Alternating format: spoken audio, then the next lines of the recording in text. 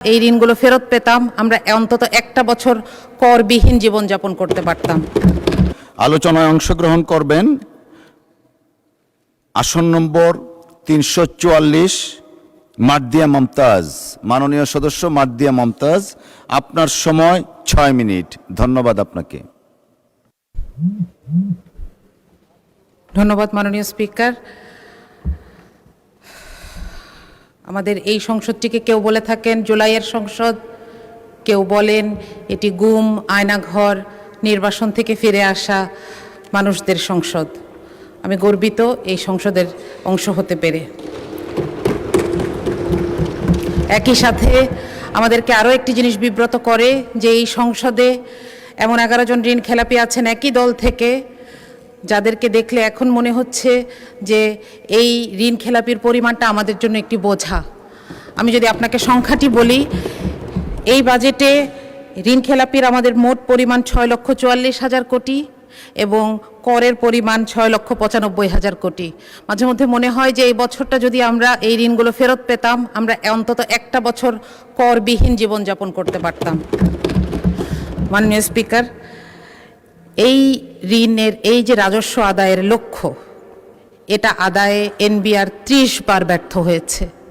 তারপরও আমরা এবার একটি অবাস্তব প্ল্যান এনবিআরের উপর চাপিয়ে দিয়েছি, যেটার কোনো ইনফ্রাস্ট্রাকচার এনবিআরের নাই। এটা বারবার বলা হচ্ছে কাঠামোগত সংস্কার ছাড়া এই কর আদায় করা সম্ভব নয়, কিন্তু সেটার কোনো সুস্পষ্ট সংস্কার প্রস্তাব ছাড়াই আমরা এমন একটি প্রস্তাব দেখতে পাচ্ছি এ বাজেটে। আমরা জানি না যে সরকারের হাতে কোন আলাদিনের চেরাগ আছে। মাননীয় স্পিকার, আমাদের বাজেটের স্লোগানে আছে অর্থনৈতিক গণতন্ত্রায়ন। আমি জানি না যে এই কারণেই কিনা বাংলাদেশের সবচাইতে বড় ব্যাংকটিকে এবং সবচাইতে বিখ্যাত সেবামূলক হাসপাতালটিকে খুব দুঃখজনকভাবে একটি বিপর্যয়ের শিকার হতে হচ্ছে। এর কারণ হচ্ছে রাজনৈতিক কুধারণা। আমি বলবো এটি রাজনৈতিক কুধারণা, কারণ এগুলোকে আর্থিক প্রতিষ্ঠান হিসেবে না দেখে সরকার বিরোধী দলের প্রতিষ্ঠান হিসেবে দেখছে, যেটি সুস্পষ্ট অসত্য। মাননীয় স্পিকার, গতকাল আমি একটি ফোন কল পেয়েছি। একজন মা আমাকে ফোন করেছেন, উনি সম্ভবত কোথাও থেকে আমার নাম্বার পেয়েছেন, উনি কাঁদছিলেন, উনি বেসরকারি চাকরি করেন। তিনি বলছিলেন যে আপা, আপনি সংসদে একটু বলবেন যে প্রধানমন্ত্রীকে আমরাও ভোট দিয়েছি, কিন্তু আমাদের জন্য তো কোনো নির্দেশনা নাই। আমি নিজেও এখানে আসার আগে একটি বেসরকারি চাকরিতে ছিলাম, আমরা জানি কি অমানবিক আচরণ এই বেসরকারি চাকুরিদের সাথে করা হয়। তাদের জন্য এখানে কোনো নির্দেশনা নাই। আমি আশা করব যে সরকারি পে স্কেলের পাশাপাশি বেসরকারি পে স্কেলের ব্যাপারেও কিছু নির্দেশনা আসুক। এটার অভাবেই সরকারি চাকরিতে চান্স পাওয়ার জন্য এই ঘুষ বাণিজ্য, নিয়োগ বাণিজ্য হয়ে থাকে। মাননীয় স্পিকার, আমরা এখানে একটি দুঃখজনক কথা বলতে চাই, সেটা হচ্ছে আমাদের প্রধানমন্ত্রী, আমাদের সবার প্রধানমন্ত্রী, বাংলাদেশের প্রধানমন্ত্রী, তিনি যখন একটি এআই জেনারেটেড ছবি দিয়ে একটি বিবৃতি দেন, তখন আমরা জাতি হিসেবে বিব্রত হই। আমি আপনাকে অনুরোধ করব, আপনার মাধ্যমে প্রধানমন্ত্রীকে অনুরোধ করব এই ব্যাপারে তাকে যারা ইনফরমেশন দেন তাদের সাথে এই ব্যাপারটি ক্লিয়ার করে নেওয়ার জন্য। মাননীয় স্পিকার, আমি একটু শিক্ষা বাজেট নিয়ে বলতে চাই। আমি একজন শিক্ষক, সেই জায়গা থেকে আমি একটু শিক্ষা বাজেটের ব্যাপারে কথা বলতে চাই। প্রথমত, এখানে 5%-এর একটি কথা বলা হয়েছে যে এটি ধীরে ধীরে অর্জন করার চেষ্টা করা হবে, কিন্তু এটার কোনো টাইম বাউন্ড রোডম্যাপ নাই। দ্বিতীয়ত, আমাদের সমস্যা কিন্তু বরাদ্দে নয়, আমাদের সমস্যা হচ্ছে সক্ষমতায়। আমরা গত বছরের সম্পূরক বাজেট দেখছি, যেখানে 100 টাকা বরাদ্দ ছিল, আমরা হয়তো 97 টাকা খরচ করতে পেরেছি, কিন্তু তারপরেও আমরা আগামী বছর কেন 110 টাকা খরচ করার পরিকল্পনা নিয়েছি, এটা আমার কাছে পরিষ্কার নয়। এখানে কিছু ভুতুরে বরাদ্দ আছে। শিক্ষা মন্ত্রণালয়ের 3টি অংশ মিলে যে বাজেট, সেখানে 14,000 কোটি টাকা বাড়তি চাওয়া হয়েছে। আমরা জানি না এই গ্যাপটা কি দিয়ে পূরণ হবে, অর্থাৎ এই টাকাটি কোথায় খরচ হবে। বাংলাদেশে কওমি শিক্ষার মতন একটি ঐতিহ্যবাহী ধারা নিয়ে বাজেটে কোনো নির্দেশনা নাই। মাননীয় স্পিকার, এই যে বিভিন্ন ধরনের বিভিন্ন ডিসিপ্লিন আছে আমাদের দেশে, সেগুলোর ব্যাপারে সুনির্দিষ্ট নির্দেশনা দরকার বা পলিসি দরকার। যেমন আমাদের বিশ্ববিদ্যালয়গুলোকে বলা দরকার তারা যেন স্বায়ত্তশাসিত হয় এবং নিজেদের পয়সা নিজেরা জোগাড় করে। এটা কোত্থেকে জোগাড় করবে? তাদের গবেষণার মাধ্যমে, মানুষের সমস্যা সমাধানের মাধ্যমে জোগাড় করে, যেভাবে সারা পৃথিবীর বড় বড় ভার্সিটিগুলো চলছে। আমাদের যদি এখানে আমরা বলি যে আলিয়া মাদ্রাসাকে বলি যে আপনারা মান উন্নয়ন করেন, আমরা আপনাদেরকে এমপিওভুক্ত শিক্ষা প্রতিষ্ঠানগুলোর সমান পয়সা দিব।